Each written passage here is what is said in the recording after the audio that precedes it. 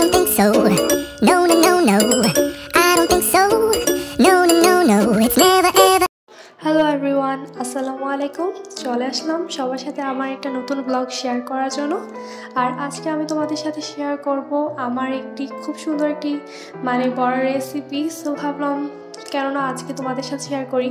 আজকে যত শুক্রবার সবাই বলছিল কিছু বানিয়ে খাওয়ানোর জন্য, যেহেতু ফাইনালি আমার এক্সাম শেষ হয়ে গিয়েছে তার জন্য। সো ভাবলাম আজকে তোমাদের সাথে এটাই শেয়ার করি, তার জন্য আজকে ব্লগ করা মূলত। তো প্রথমে আমি চিংড়ি মাছগুলো নামিয়ে নিয়েছিলাম ফ্রিজ থেকে। আম্মু বলছিল আজকে নাই বানাতে, যেহেতু আজকে অনেক কিছু শুক্রবার রান্না করা হবে, তবুও আমি বানাচ্ছিলাম যেহেতু, আর বাকিরা চাচ্ছিল আমি বানাই। প্রথমে চিংড়ি মাছগুলো ভিজিয়ে নিলাম, আর এখন দেখি আব্বু ইলিশ মাছ এনেছে। তো ভাবলাম তোমাদের সাথে কেননা শেয়ার করি। ইলিশ মাছের বাড়ি চাঁদপুর, যে খেতে চাও চলে আসো চাঁদপুরে। আর কার কার ইলিশ মাছ প্রিয় অবশ্যই কমেন্ট করে জানাবে। সো আর আমি এখন বানাতে আমার যা যা লাগবে সেই মশলাগুলো আমি নামাচ্ছিলাম। আর কার কার বাসায় এরকম বক্সের ভেতরে মশলা থাকে অবশ্যই কমেন্ট করে আমাকে জানাবা। আর এই যে আমি নামাতে আমাদের পাশের বাসা দুই পিচি চলে আসছে, মারিয়ার মাইশা। ওরা এই যে উকি দিচ্ছিল, সো ওদেরকেও ব্লগে নিয়ে নিলাম।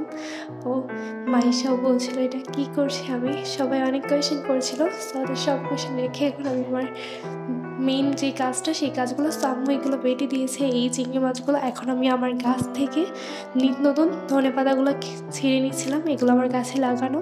আর এই ধনে পাতাগুলো আমি নিজেই লাগিয়েছি। এখন আমি তোমাদেরকে মেইন উপকরণে চলে আসি। আমি প্রথমে এখানে সব কিছু রেডি করে নিয়েছি এতক্ষণ, এগুলো আম্মু বেটে দিয়েছে। আর পেঁয়াজ কুচি আমি এখন একটা মিক্সিং বলে এগুলো ঢেলে নিব। আর প্রথমে পেঁয়াজ কুচিগুলো দিয়ে নিব। আমি একটা হ্যান্ড গ্লাভস পরে নিয়েছি যেহেতু আমি সব কিছু মাখাবো একসাথে তার জন্য।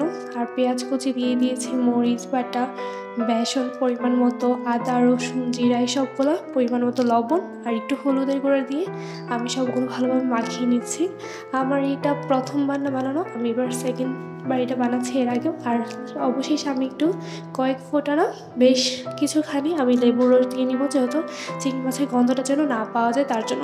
তারপর আমি একটা ফ্রাইং প্যানে বা কড়াইতে পরিমাণ মতো তেল দিয়ে আর হাত দিয়ে বড়াগুলো বানিয়ে নিব। বানিয়ে এটাতে আমি এখন বড়াগুলো আমি দিব। এই যে বড়াগুলো দিচ্ছিলাম একটা একটা করে, এক এক করে সবগুলো দিয়ে দিচ্ছিলাম।